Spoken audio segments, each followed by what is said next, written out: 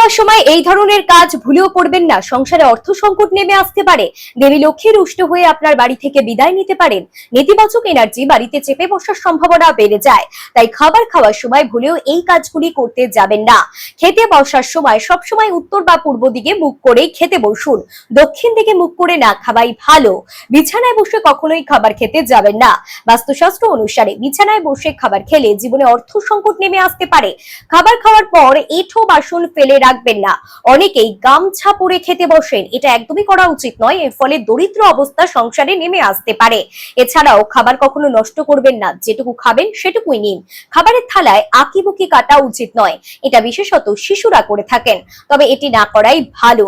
এছাড়াও খেতে বসে পা দোলানোর অভ্যাস অত্যন্ত খারাপ। এতে মা লক্ষ্মী খুবই অসন্তুষ্ট হন।